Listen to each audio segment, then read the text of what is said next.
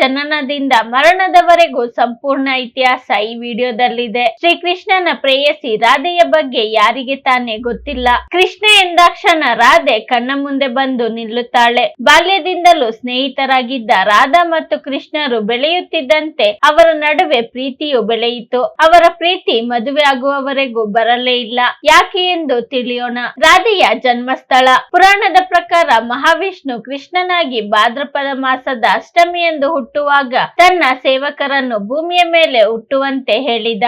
ಆಗ ಕೃಷ್ಣನ ಪ್ರೀತಿ ಪಾತ್ರಳಾದ ರಾಧೆ ಭಾದ್ರಪದ ಮಾಸದ ಜ್ಯೇಷ್ಠ ನಕ್ಷತ್ರದಲ್ಲಿ ಶುಕ್ಲಾಷ್ಟಮಿಯಂದು ಜನಿಸಿದಳು. ರಾಧೆಯು ವೃಷಭಾನು ಎಂಬ ಗೋಪನ ಮಗಳಾಗಿದ್ದಳು. ಆಕೆಯ ತಾಯಿ ಹೆಸರು ಕೀರ್ತಿ. ರಾಧೆಯ ಜನ್ಮ ಹೆಸರು ವೃಷಭಾನು ಕುಮಾರಿ. ರಾಧಾಕೃಷ್ಣರ ಮೊದಲ ಭೇಟಿ. ತಾಯಿ ಯಶೋದೆಯು ಶ್ರೀಕೃಷ್ಣನ ತುಂಟಾಟವನ್ನು ಸಹಿಸಲಾಗದೆ ಆತನನ್ನು ಮರಕ್ಕೆ ಕಟ್ಟಿ ಹಾಕಿದಾಗ ರಾಧೆಯು ಮೊದಲ ಬಾರಿಗೆ ಶ್ರೀಕೃಷ್ಣನನ್ನು ನೋಡುತ್ತಾಳೆ. ಕೃಷ್ಣನನ್ನು ನೋಡುತ್ತಿದ್ದಂತೆ ರಾಧೆಯು ತನ್ನ ಪ್ರಜ್ಞೆಯನ್ನು ಕಳೆದುಕೊಳ್ಳುತ್ತಾಳೆ. ಇದು ದಕ್ಷಿಣ ಭಾರತದ ನಂಬಿಕೆಯಾದರೆ ಇನ್ನು ಉತ್ತರ ಭಾರತದ ನಂಬಿಕೆಯ ಪ್ರಕಾರ ಅವಳು ತನ್ನ ತಂದೆ ವೃಷಭಾನುವಿನೊಂದಿಗೆ ಮೊದಲ ಬಾರಿಗೆ ಗೋಕುಲಕ್ಕೆ ಬಂದಾಗ ಅಲ್ಲಿ ಮೊದಲು ಶ್ರೀಕೃಷ್ಣನನ್ನು ನೋಡಿದಳು. ಕೆಲವು ವಿದ್ವಾಂಸರ ಪ್ರಕಾರ ಇಬ್ಬರು ಮೊದಲ ಬಾರಿಗೆ ಸಂಕೇತ ತೀರ್ಥದಲ್ಲಿ ಭೇಟಿಯಾದರು ಎಂದು ಹೇಳಲಾಗುತ್ತದೆ. ಕೃಷ್ಣ ಕೊಳಲನಾದಕ್ಕೆ ಮೈಮರೆಯುತ್ತಿದ್ದ ರಾಧೆಯು ನಿಂತ ಜಾಗದಲ್ಲೇ ಕೃಷ್ಣನ ಕೊಳಲಿನಿಂದ ಬರುವ ಸುಮಧುರ ಸಂಗೀತ ಧ್ವನಿಯನ್ನು ಕೇಳುತ್ತಾ ಅಲ್ಲಿಯೇ ಮೈಮರೆತು ಕುಣಿಯಲು ಆರಂಭಿಸುತ್ತಿದ್ದಳು. ಆಕೆ ತಾನೊಬ್ಬಳೇ ಇದ್ದಾಗ ಮಾತ್ರ ಕುಣಿಯುತ್ತಿರಲಿಲ್ಲ. ತನ್ನ ಗೋಪಿಯರೊಂದಿಗೆ ಕೂಡ ಸೇರಿ ಮೈಮರೆತು ಕುಣಿದು ಬಿಡುತ್ತಿದ್ದಳು. ಇದು ಶ್ರೀಕೃಷ್ಣನ ಮೇಲಿದ್ದ ಆಕೆಯ ಪ್ರೀತಿಯನ್ನು ತಿಳಿಸುತ್ತದೆ. ಕೃಷ್ಣನ ಕೊಳಲಿನ ಧ್ವನಿಯನ್ನು ಕೇಳುವುದಕ್ಕಾಗಿ ಅವಳು ಹೆಚ್ಚಾಗಿ ಮಧುಬನ ಮತ್ತು ನಿಧಿವನದಲ್ಲಿ ಕಾಲ ಕಳೆಯುತ್ತಿದ್ದಳು. ಇದನ್ನು ನೋಡಿದ ರಾಧೆಯ ಪೋಷಕರು ಕೋಪಗೊಂಡು ಆಕೆಯನ್ನು ಕೋಣೆಯಲ್ಲಿ ಕೂಡಿ ಹಾಕುತ್ತಿದ್ದರು.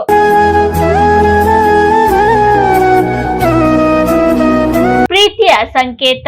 ಶ್ರೀಕೃಷ್ಣನು ಕಿರೀಟದಲ್ಲಿ ಧರಿಸುವ ನವಿಲುಗರಿ, ಕೊರಳಲ್ಲಿ ಧರಿಸುವ ವೈಜಯಂತಿ ಮಾಲೆ, ಈ ಎರಡು ವಸ್ತುವನ್ನು ರಾಧೆಯು ಆಕೆಯ ಪ್ರೀತಿಯ ಸಂಕೇತವಾಗಿ ಶ್ರೀಕೃಷ್ಣನಿಗೆ ನೀಡಿದ ಉಡುಗೊರೆಯಾಗಿದೆ. ಮಥುರಾಗೆ ತೆರಳುವ ಮೊದಲು ಶ್ರೀಕೃಷ್ಣನು ರಾಧೆಗೆ ನೆನಪಿನ ಕಾಣಿಕೆಯಾಗಿ ಕೊಳಲನ್ನು ನೀಡಿದ್ದನು. ಈ ಕೊಳಲನ್ನು ರಾಧೆ ಅತ್ಯಂತ ಪ್ರೀತಿಯಿಂದ ಬಹಳ ಎಚ್ಚರಿಕೆಯಿಂದ ತನ್ನೊಂದಿಗೆ ಇಟ್ಟುಕೊಂಡಿದ್ದಳು. ರಾಧೆಗೆ ಯಾವಾಗ ತಾನು ಶ್ರೀಕೃಷ್ಣನನ್ನು ನೋಡಬೇಕೆಂದು ಎನಿಸುತ್ತದೆಯೋ ಕೊಳಲನ್ನು ನುಡಿಸಿ ಶ್ರೀಕೃಷ್ಣನ ಪ್ರೀತಿಯಲ್ಲಿ ಮುಳುಗುತ್ತಿದ್ದಳು. ಒಮ್ಮೆ ಕೃಷ್ಣ ಮತ್ತು ರಾಧೆ ಜೊತೆಯಾಗಿ ತೋಟದಲ್ಲಿ ನೃತ್ಯ ಮಾಡುವ ಮೊದಲು ಶ್ರೀಕೃಷ್ಣನಿಗೆ ತನ್ನಲ್ಲಿದ್ದ ವೈಜಯಂತಿ ಮಾಲೆಯನ್ನು ನೀಡುತ್ತಾಳೆ. ತೋಟದಲ್ಲಿ ಬಿದ್ದಿದ್ದ ನವಿಲುಗರಿಯನ್ನು ಶ್ರೀಕೃಷ್ಣನ ಕಿರೀಟದಲ್ಲಿ ಇಡುತ್ತಾಳೆ. ರಾಧೆಯ ಮದುವೆ. ರಾಧೆಯು ಮದುವೆ ವಯಸ್ಸಿಗೆ ಬರುತ್ತಿದ್ದಂತೆ ಆಕೆಯ ಪೋಷಕರು ಅಯ್ಯನ್ ಎನ್ನುವವನೊಂದಿಗೆ ರಾಧೆಯ ಮದುವೆಯನ್ನು ನಿಶ್ಚಯ ಮಾಡುತ್ತಾರೆ. ಅಯ್ಯನ್ ರಾಧೆಯ ತಾಯಿ ಯಶೋದೆಯ ಸಹೋದರ.